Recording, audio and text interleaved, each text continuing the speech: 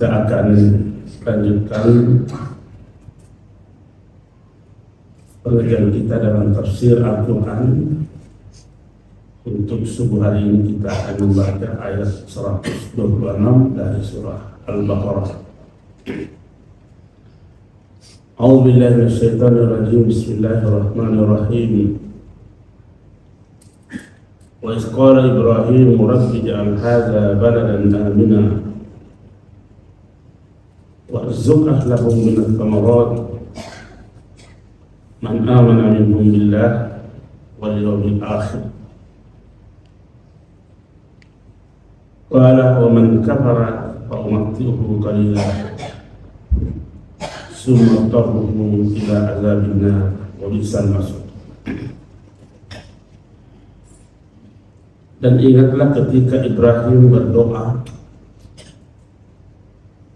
ya Tuhan kami, ya Tuhanku, jadikanlah negeri ini aman sentosa dan berikanlah rezeki dari buah-buahan kepada penduduknya yang beriman di antara mereka.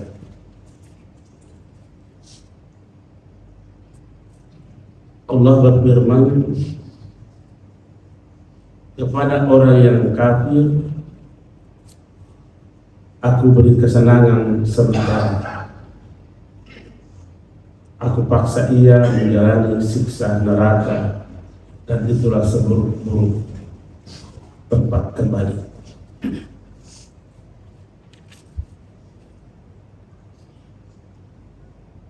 Tiga ayat terakhir yang kita baca sebelumnya dan sekarang ini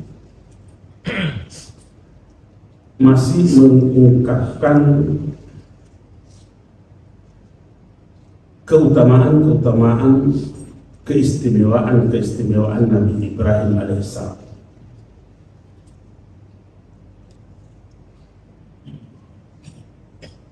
Setiap kali mengungkap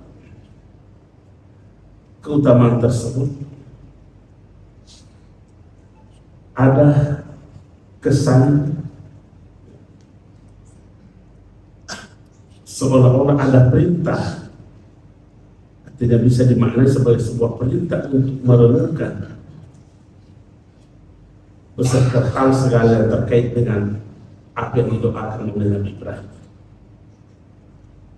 Tema yang kita lihat, berdoa Ibrahim kepada Allah untuk negeri Mekah ini aman sentosa. Tapi di situ kita memakai ada perintah kepada kita untuk merenungkan segala hal yang terkait dengan apa yang dimohon Ibrahim.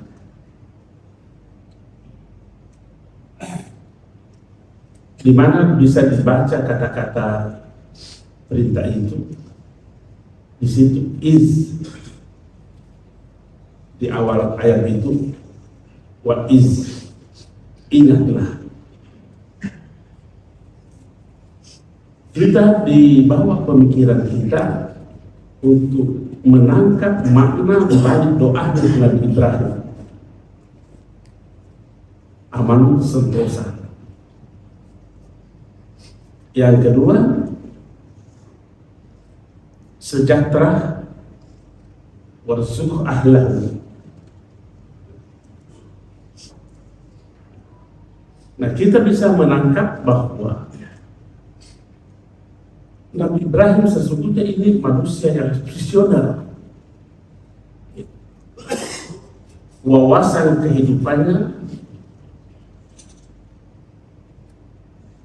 ya sempurna lah. Visioner, wawasan kehidupannya amat sangat luas. Beliau berdoa ini bukan untuk dirinya, bukan untuk generasinya, bukan untuk generasi, tetapi untuk generasi yang akan datang. Apa bukan tidak bisa kita katakan ini beliau ini memiliki wawasan yang amat sangat luas.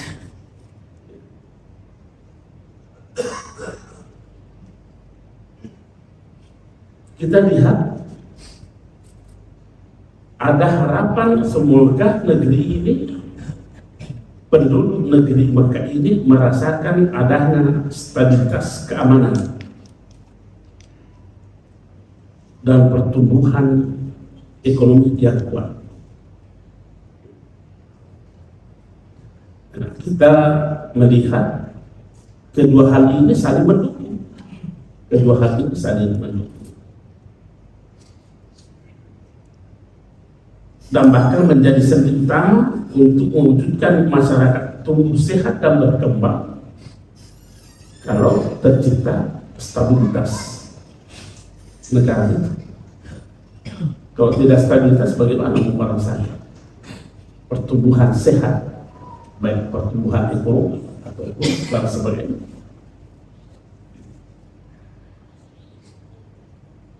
Begitu juga sebaliknya. Dengan pertumbuhan ekonomi dan sejahtera akan aman itu suasana.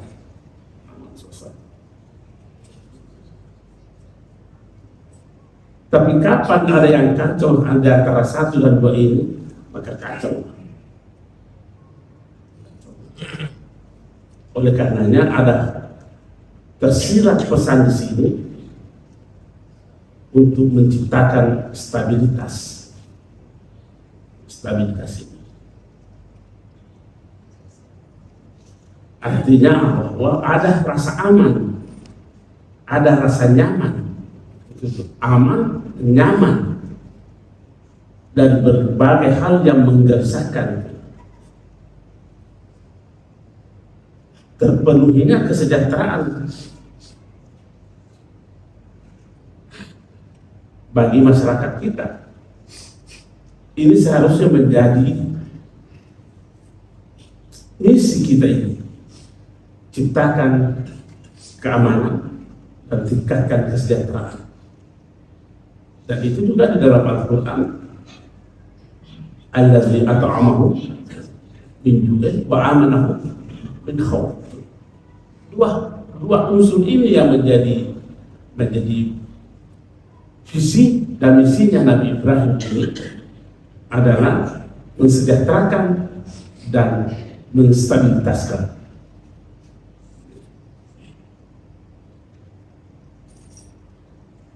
Ada hal yang menarik dari doa Nabi Ibrahim ini,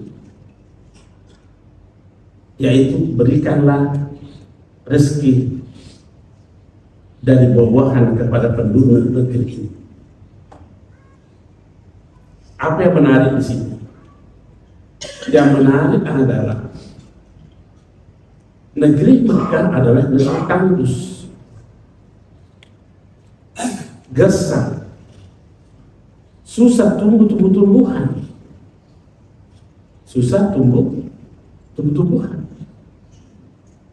Menariknya kenapa Nabi Ibrahim memohon untuk diberikan penduduknya ini dari buah-buahan. Dan buah-buahan susah tumbuh. Apa yang kita bisa tangkap dari sini? Apakah Nabi Ibrahim tidak paham bahwa tanah tandus ini susah tumbuh-tumbuhan? Dia tahu. Apakah tanah yang gersang ini gampang tumbuh buah-buahan? Nabi Ibrahim tahu. Tapi kenapa masih tetap juga berdoa tentang hal itu? Kita mau berkata bahwa sebenarnya pengetahuannya Ibrahim terkalahkan dengan keyakinannya. Kita ulangi, pengetahuannya Ibrahim terkalahkan dengan keyakinannya.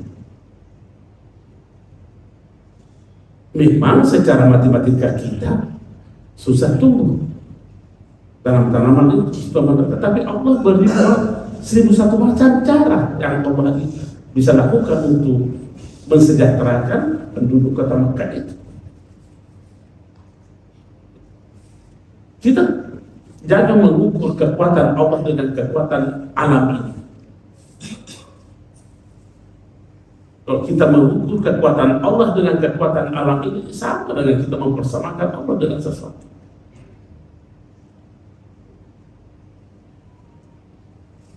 Memang secara matematika kita, secara rumus kita tidak bisa tumbuh-tumbuhan di sini. Tapi apakah hanya cara itu saja Allah bisa mendatangkan rezeki kepada penduduk Mekah?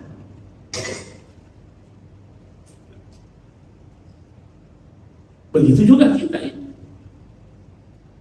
Begitu terkendala dengan sesuatu yang kita tidak mampu mengatasinya, satu-satunya dari kita adalah kepada kekuatan Allah.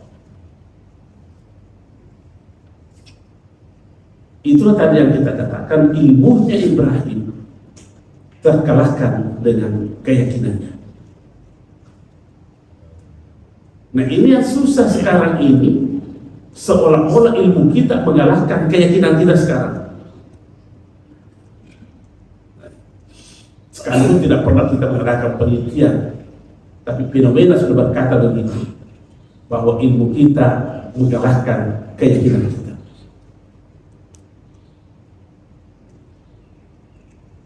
Inilah masalah. Dan kita lihat di ayat-ayat yang lain yang namanya doa, Allah berjanji, "Falyastajibu li wal yu'minu ila annahum yarshudun." Doa itu adalah salah satu upaya untuk menutupi kekurangan-kekurangan kita.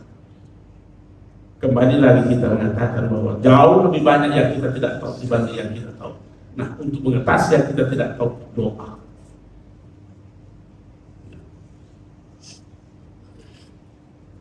Nah, di sini dikatakan warzuq ahlahu man aman bilas samarati man amana minhu.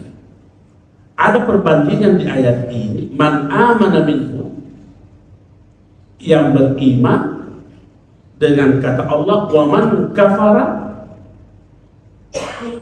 fa umatti'uhu qalila.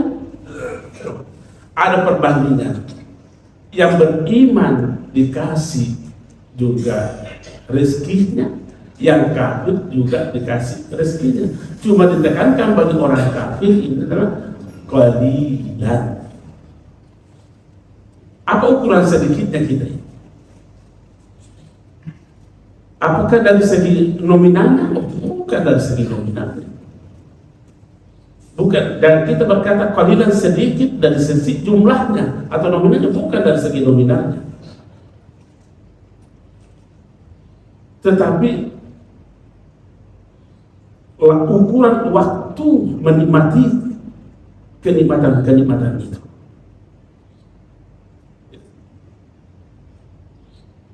Karena memang bagi orang yang kafir itu tidak memahami bahwa umur ini hidup ini panjang. Orang kafir itu hanya memahami hidup ini pendek. Jadi kalau ada sering kita berkata hidup kita ini pendek, saya tidak sependapat dengan itu. Hidup kita ini panjang, di mana berakhirnya? Nah, kalau kita berposisi seperti itu, jangan-jangan kita dikatakan oleh Allah, "Pak umatku bukan ilan." Memang bukan jumlah di sini, bukan jumlah. Tetapi masa menikmatinya, nikmat Allah itu, disitulah dikatakan qalilan. Karena memang konsep hidup mereka adalah pendek. Konsep hidup Islam panjang. Ini pendapat saya, bahwa hidup ini panjang. Mari kita lihat, kita berapa alam yang kita jalani. Alam arwah, hiduplah kita. hidupkan. Dari alam arwah kita pindah ke mana? Alam rahim. Hidup enggak itu? Hidup. Dari alam rahim kita pindah ke alam apa? Alam dunia ini. Hidup enggak itu? Hidup. Dari alam dunia ini kita pindah alam barzakh. Hidup enggak itu? Hidup. Dari alam barzakh kita pindah ke alam akhirat. Hidup enggak itu? Hidup. Apakah kita masih mau berkata hidup ini pendek? Memang orang kafir ini diberikan kesempatan untuk menikmati nikmat yang Allah anugerahkan kepada mereka sepanjang umur mereka. Jadi bedanya umur itu dengan hidup kita. Boleh saja umur kita yang kita pakai untuk hidup di dunia ini, di alam ini pendek, tetapi hidup kita tidak pernah di mana bertepinya. Di mana bertepinya? Nah, ini yang dipikirkan oleh Nabi Ibrahim alaihissalam, bahwa berkah nikmat yang Allah anugerahkan kepada orang beriman bukan sepanjang umur yang ia gunakan pada satu alam, berkelanjutan. Inilah yang biasa kita terjebak di situ. Sampai Nabi Ibrahim mampu memikir seperti itu. Jangan seperti hanya orang kafir menikmati kenikmatan ini hanya sepanjang umur yang mereka gunakan untuk hidup di dunia ini. Umurnya seperti itu. Nah, di akhirat apa? Tidak ada lagi kenikmatan yang dirasakan.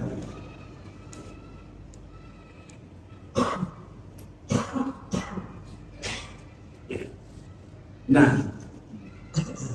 sekarang kita lihat ayat itu, summa ta'uhu. Kemudian Allah akan memaksanya. Siapa yang memaksa itu? Orang kafir. Memaksanya untuk merasakan siksa. Merasakan siksa. Sudah berhenti episodenya untuk menikmati kenikmatan itu. Orang beriman berkelanjutan. Cuma kuncinya, apakah kita masuk kategori yang disebutkan oleh Nabi man amana billahi wal yawmil akhir. Itu masalahnya.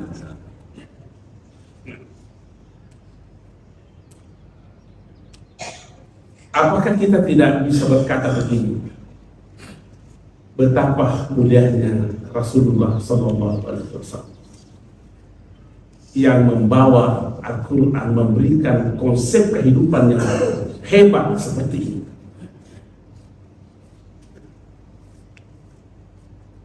Nah, sekarang kita ini respon kita kepada Rasulullah SAW seperti ini.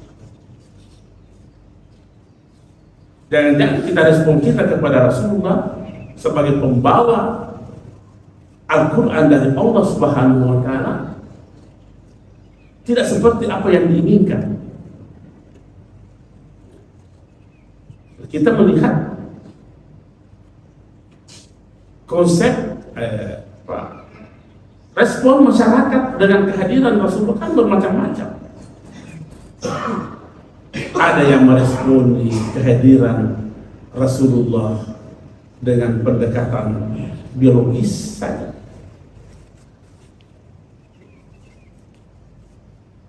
Ada yang meresponi kehadiran Rasulullah dengan pendekatan spiritual. Ada yang meresponi kehadiran Rasulullah dengan pendekatan, istilah saya pendekatan akademik. Dan itu ada sebuah contohnya yang menerima kehadiran Rasulullah Sallallahu Alaihi Wasallam dengan pendekatan biologis. Itulah Abu Jahal.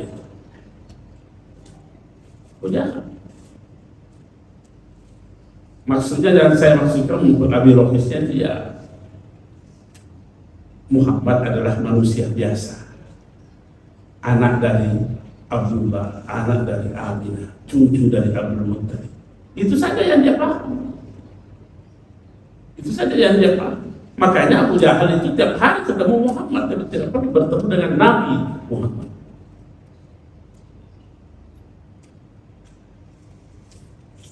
Kenapa? Tidak ada sedikit pun iman. Apakah salah kita mendekati? Tidak boleh kita abaikan ini juga. Kita tidak boleh abaikan. Kenapa?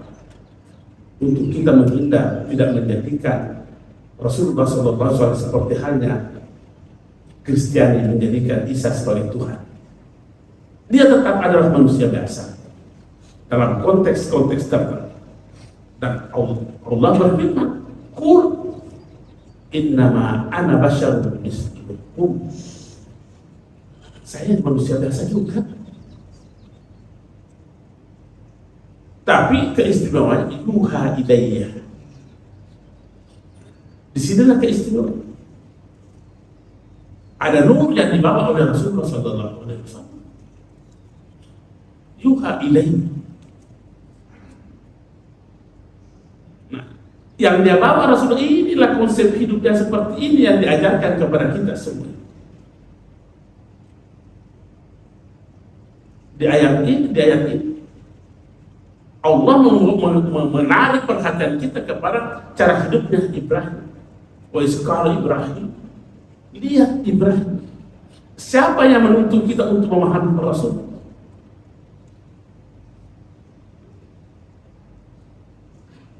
Ya, tapi juga bagaimanapun juga ada juga manusia meresponi kehadiran Rasulullah dengan sekedar pendekatan biologis. Kita tidak hanya seperti itu, lebih daripada. Jadi kalau ada yang modelnya seperti itu namanya Abu Jahal zaman dahulu itu.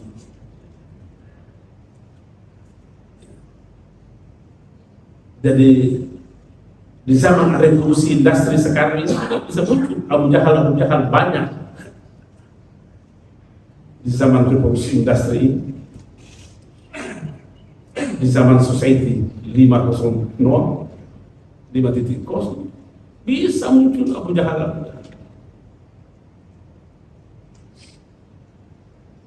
Ada yang mendekati, meresponi kehadiran Rasulullah dengan pendekatan akademik. Adakah contohnya di dalam kisah itu? Ada. Saking tingginya referensinya orang ini yang menggunakan memahami Rasulullah. Itu referensinya kitab suci. Dari kitab Taurat, kitab Zabur, kitab Injil. Dia tahu bahwa ini adalah Muhammad, Nabi. Dia tahu bahwa ini Nabi. Tapi dia tidak beriman. Siapa itu? Pendeta Bakhira. Pendeta Bakhira kan begitu. Dia tahu bahwa ini Nabi Muhammad. Ini seorang Nabi. Dari mana dia tahu? Dari kitab-kitab terdahulu. Tapi dia tidak beriman. Ini namanya meresponi kehadiran Rasulullah dengan hanya pendekatan, referensi. Jangan sampai bertumpu referensi di rumah kita, tapi kita tidak paham Rasulullah SAW. Jangan sampai muncul juga bahira-bahira zaman now ini. Ini Rasulullah membawa konsep kehidupan seperti ini. Dan disuruh kita mencontoh kepada cara hidupnya Nabi Ibrahim. Kan sudah pernah kita terangkan, ihdinas siratal mustaqim. Tunjukkan kami jalan yang lurus. Yang mana contohnya jalan yang lurus yang mau diikuti? Ya, jalannya orang-orang yang telah diberi nikmat. Tidak dikatakan tunjukkan kami jalanmu ya Allah. Harus ada contoh. Yang mana contohnya ya? Siratal ladzina an'amta alaihim.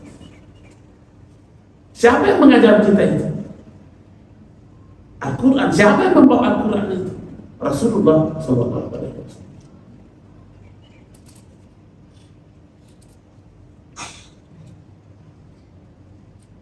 Ada juga yang meresponi kehadiran Rasulullah Sallallahu Alaihi Wasallam dengan pendekatan keberkahan,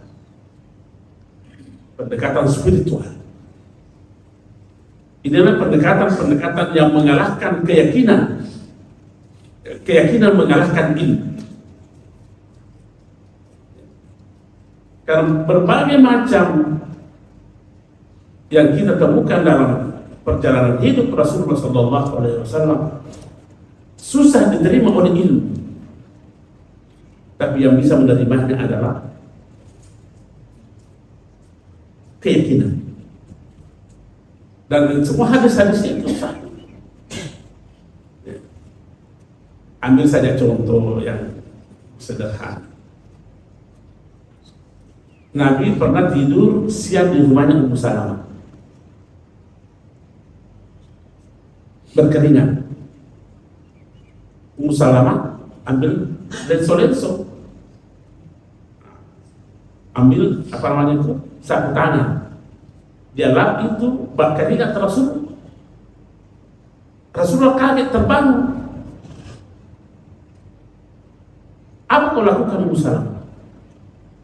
Kata Ummu Salamah, saya lap keringat Rasulullah. Untuk apa? Saya menjadikan obat. Apa kata Rasulullah? Asabti, cocok. Buka di hadisnya itu. Jadi sahabat-sahabat Rasulullah Sallallahu Alaihi Wasallam tidak hanya memahami Rasulullah sebatas biologis, tidak hanya sekedar ilmu-ilmu dari kitab-kitab suci yang terdahulu, tapi ada nur yang terpancar dalam diri Rasulullah Sallallahu Alaihi Wasallam. Nah, ini yang diperintahkan pada hakikatnya, ini diperintahkan oleh ayat ini. Itu tadi yang saya katakan. Ada perenungan yang seharusnya hadir dalam diri kita ketika membaca ayat ini. Jangan hanya sebatas, oh ayat ini Ibrahim berkata begini. Telusuri apa akar masalahnya di sini. Ini konsep kehidupan.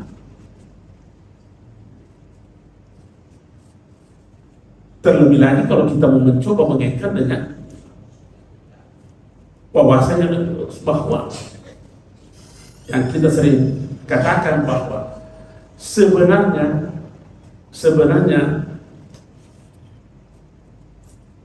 efek daripada perbuatan kita itu akan diakui sebagai sebuah kebaikan kalau ia memiliki nilai sosial.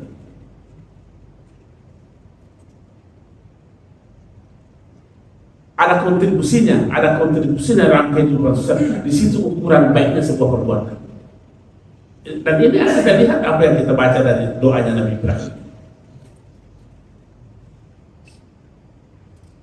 Tidak ada di sini menyangkut masalah tingkatkan ibadah, tingkatkan nama, tidak ada. Semua menyangkut masalah kehidupan sosial. Coba kita lihat ayat, kembali lagi kita lihat ayatnya. Rabbi ja'al haza baladan aminan. Ciptakan, jadikanlah negeri ini aman, sentosa. Apalagi yang diminta, apalagi yang dicentrakan di sini. Sejahterakan penduduknya. Sejahterakan. Ini kan berkaitan dimensi sosial semua ini. Dimensi sosial. Itulah saat ini yang kita katakan bahwa kalau ada orang yang beribadah, cuma dia saja yang menikmati pahala ibadahnya, bukan ibadah yang dia lakukan, tapi kemaksiatan. Ini sudah transparan, Al-Quran berkata seperti itu.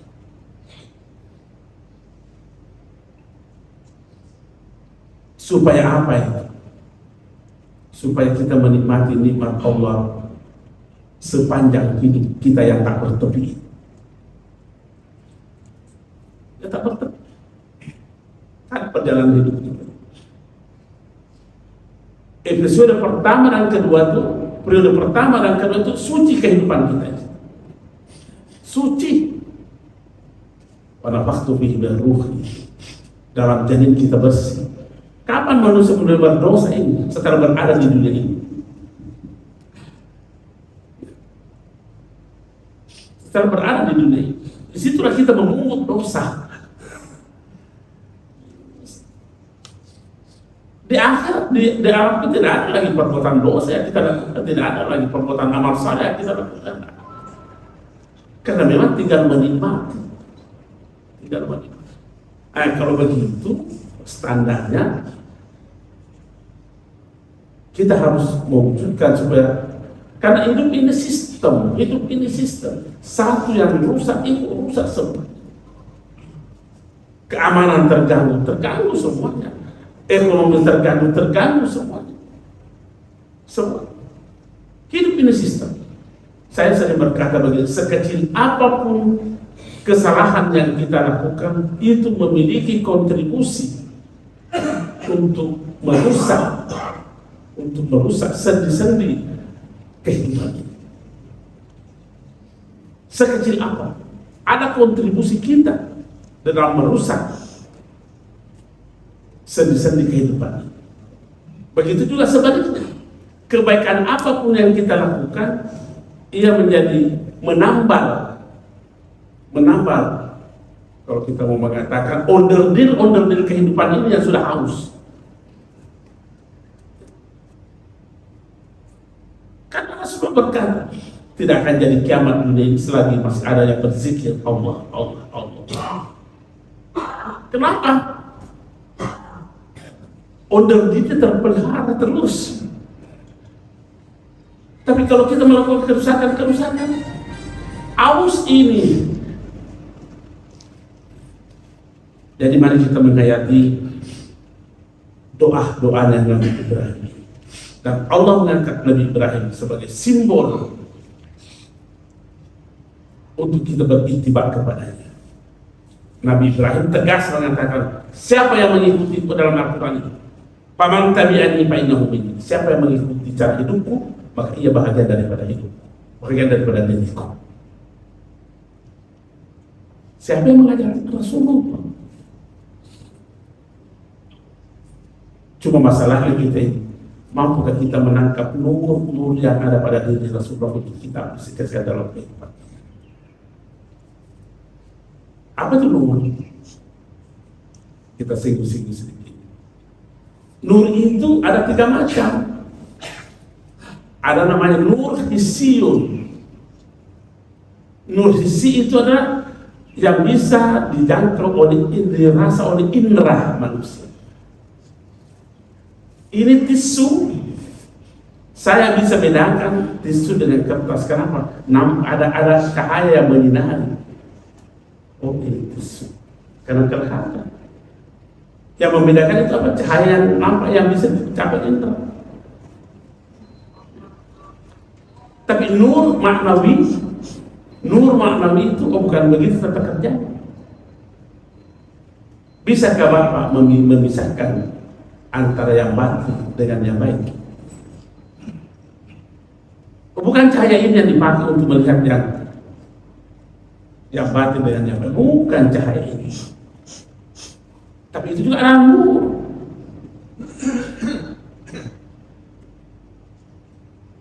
Terlebih lagi kita nur zatinya ini. Ini yang ketiga itu adalah nur zati. Cahaya yang melekat.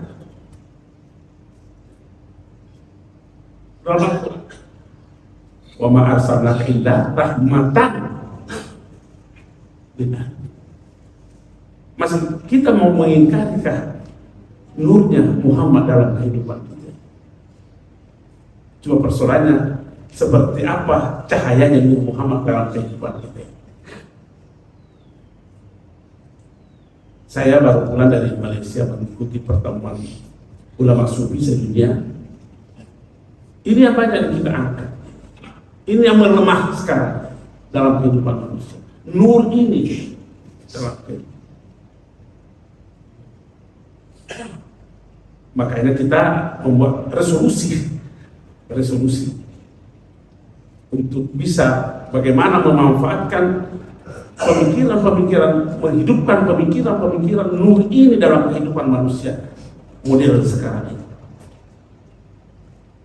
Salah satu tawaran saya ke sana, bisakah kita meyakinkan penentu kebijakan ini memasukkan konsep-konsep seperti ini dalam kurikulum pendidikan di nasional kita? Itu saran saya, supaya terwujud pemikiran-pemikiran nur untuk menciptakan pribadi-pribadi muslim yang seperti apa yang kita. Sekian dan terima kasih. Assalamualaikum warahmatullahi wabarakatuh. Kalau bisa satu dua saja yang bertanya, karena hari ini saya harus ikuti wisuda pagi-pagi. Ya, satu dua. Pak Haji. Assalamualaikum warahmatullahi wabarakatuh. Tadi Pak Ustaz menyebut masalah doa itu diyakini tanpa merubah takdir.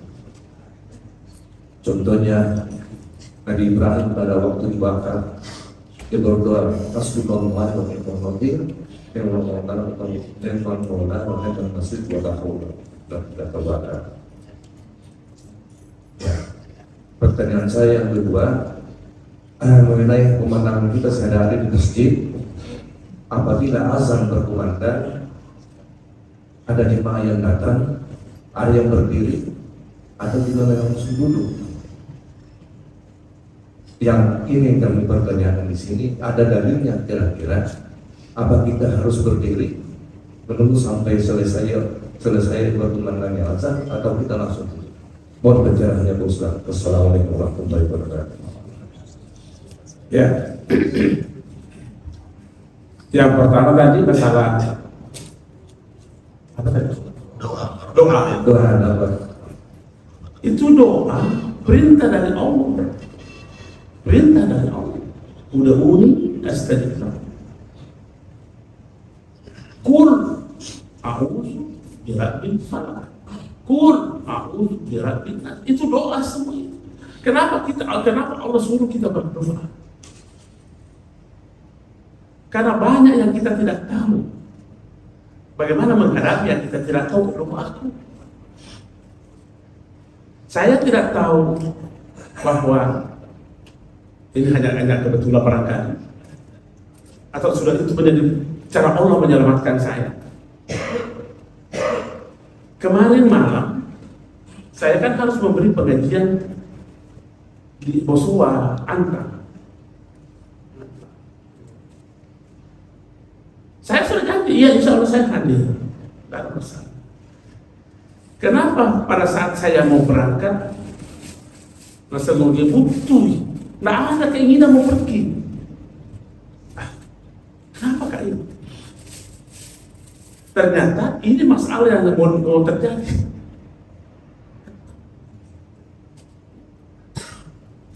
Karena memang Allah mengatakan, Qul, katakan a'udzu birabbin nas.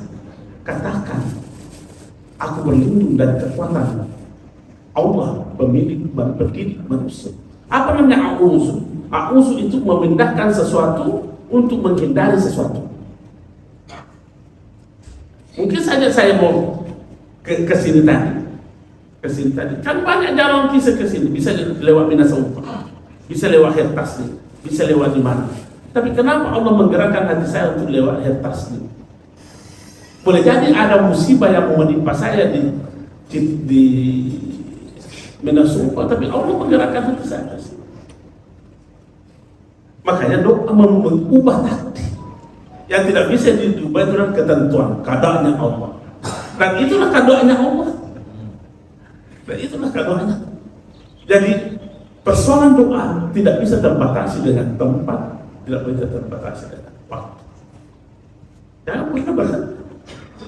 Memang ada ulama yang mengangkakan ketidaktahuan kita itu 99,07% yang kita tidak tahu. Apa yang kita melakukan untuk mengatasi hidayah dari Allah? Yang kita tahu berapa? 0,03%. Itu pun juga kalau benar. Jadi apa yang harus kita lakukan? Banyak sekali ayat-ayatnya. Yang kedua tadi menyangkut masalah kalau azan. Tergantung. Kalau kita azannya itu di dalam masjid ini, pas kita datang, ya ada hadisnya. Jangan kamu duduk sampai kamu sholat tahiyat masjid. Ya, sampai tahiyat masjid. Saya tunda dulu dudukku sholatku karena saya mau menyelesaikan menjawab azan yang dikumandangkan. Kan itu ada perintahnya itu. Kalau ada orang azan, ada kita mendengarkan, jawab azan itu. Jawab azan itu. Kalau mengatakan Allahu Akbar, ya jawab Allahu Akbar. Wa asyhadu an la ilaha illallah, asyhadu an la ilaha. Wa hayya 'alal falah, banyak la haula. Hayya 'alal shalah, hayya 'alal falah, banyak la haula. Selesai itu baru mau duduk, mau sholat tahiyatul masjid. Mau tahiyatul masjid. Kalau seandainya sudah sholat tahiyatul masjid, datang ke sini, sudah sholat masjid, keluar lagi azan, silakan dulu. Bukan karena menjawab azannya itu saya berdiri, tapi ada perintah dari Nabi. Siapa yang mendatangi masjid, janganlah dia duduk sebelum dia sholat tahiyatul masjid. Jadi berdirinya itu mau menunda duduknya untuk sholat tahiyat masjid. Begitu Pak. Ya. Silakan saya terakhir barangkali. Ya. Assalamualaikum Pak Prof. Saya senang sekali Pak Kiai berikan tausiah pada sebuah hari ini. Ada hasil penelitian ya, dari Carnegie mengadakan penelitian, intinya dan untuk pakai bertulis persingkat saja, katanya yang sangat diinginkan manusia di atas dunia ini adalah berkomunikasi, salah satu. Kemudian sama kaitkan dengan doa. Judul bukunya itu hasil penelitiannya How to Win Friends and Influence People. Bagaimana mengikat hati teman. Ternyata ada caranya memikat hati Pak Kiai dan mempengaruhi orang. 3 hari yang lalu ada jamaah Musya Istiqamah menceritakan pengalamannya di asrama haji. Mau pergi menjenguk keluarganya, tidak ada tanda-tandanya izin untuk masuk, dan polisi ketat penjagaannya. Beliau mengatakan, saya berkomunikasi dengan polisi dengan doa, wa kanu bi ayatina yuqinun, dengan doa mohon ibadah. Orang itu hanya mengamalkan basmalah, Bismillahirrahmanirrahim. Itu polisi tidak berkata-kata, langsung masuk ke asrama haji.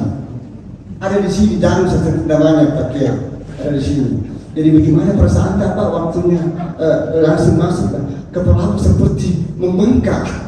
Ada berkah barangkali. Sekian. Assalamualaikum warahmatullahi wabarakatuh. Ya. Jadi itulah tadi yang kita katakan, Allah memiliki 1001 macam cara untuk mengabulkan doa kita. 1001 macam. Boleh jadi doa kita itu Allah bukan kita yang diberi, tapi yang diberi orang lain untuk kita nikmati bersama. Memang dahsyat itu doa. Contohnya Hajar. Apa doanya Nabi? Apa doanya Hajar? Meminta air. Air itu siapa yang dikasih? Hajar kan? Bukan Hajar. Siapa yang dikasih? Ismail.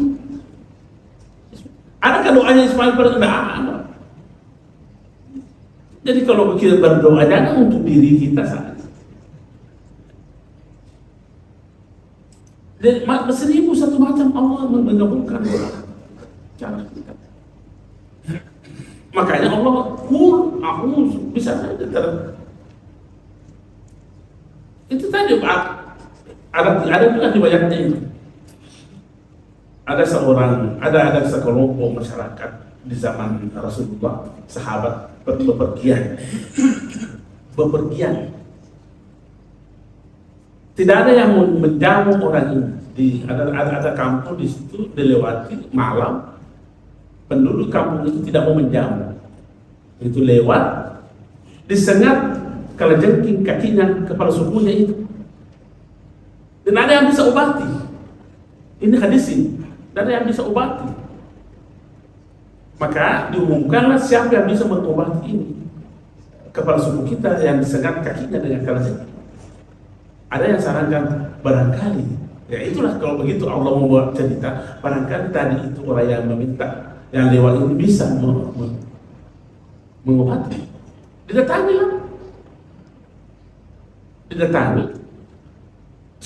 sahabat Rasulullah SAW hanya apa yang membaca saja Bismillah Al-Fatihah dan diobati kakinya itu orang yang sembuh.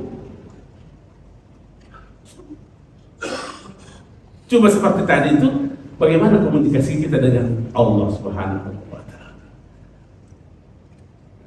Jangan sampai komunikasi kita hanya sebatas ilmu saja kita berkomunikasi dengan Allah. Harus ada yang mengalahkan ilmu. Harus ada nur. Seperti apa nur itu bekerja?